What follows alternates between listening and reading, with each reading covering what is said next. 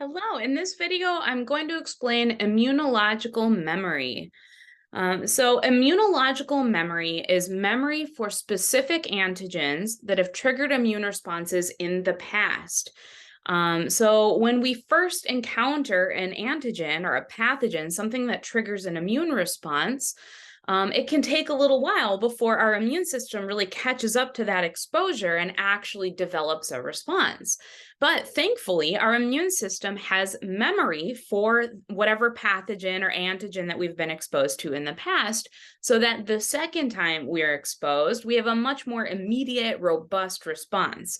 Due to the presence of long-lasting antibodies and very long-lived B and T cells that arrive during clonal selection, that's where our immunological memory comes from. Now, I really like this graph for explaining this topic because it gives a good visual of what's going on here. Let's look at this left side first and say that at day 0, let's say that we got a vaccination. So just a traditional vaccination where we're injecting parts of a virus or a dead pathogen, or it could be toxins that a bacteria produce or whatever it is. So a traditional vaccination where we're being exposed to some antigen that we want our immune system to respond to and develop a defense against. So at day 0, we're getting that exposure.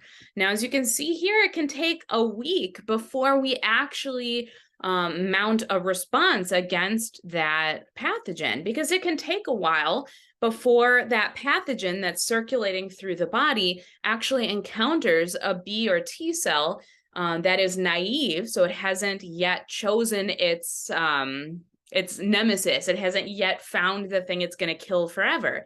So it can take a little while before a naive cell in the body that's looking for something to kill actually encounters the thing that we've been exposed to. So it can take a week sometimes. And then we start to develop an immune response, but it's pretty slight. It's not a huge immune response. And then that can go on for maybe a month or so. Now, hopefully, if it's a vaccination, you shouldn't be experiencing symptoms. You shouldn't actually be sick. And if, let's say at day 0, that's actual exposure in real life to like a flu virus or something, then yeah, you might actually be sick during that time. But it can take a little while to get better while your immune system is developing that response. Now, let's say, now we look at the right side of our graph at day 0, that's where we have the second exposure to the same exact pathogen. So maybe in this first time, maybe that was a flu shot. So you're getting vaccinated against the flu. And then in the right side here at day 0, now you're actually exposed to that flu virus, one of the same strains of the flu that was part of that vaccination. Now, in that case, now you've got all of these clone armies of B or T cells that are circulating through your body that you developed after that first exposure. So now those are all already circulating through your body. So when you're exposed the second time, we have this immediate immune response because it doesn't take as long to find for an immune cell to find that pathogen, because now you might have hundreds of those immune cells or thousands of those immune cells instead of looking for one little naive cell. So now you've got all of these available immune cells that are all ready to respond to that particular pathogen.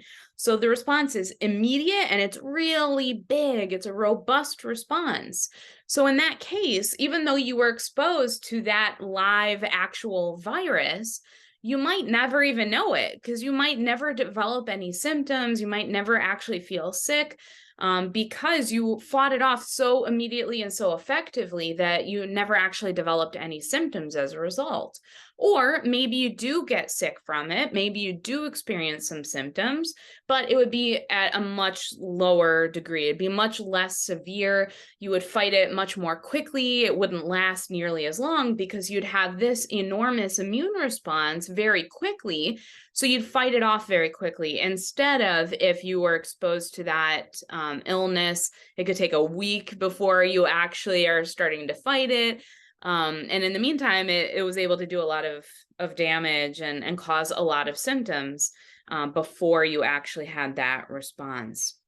All right, so that is immunological memory. Thanks so much for watching this video, and I'll see you in the next one.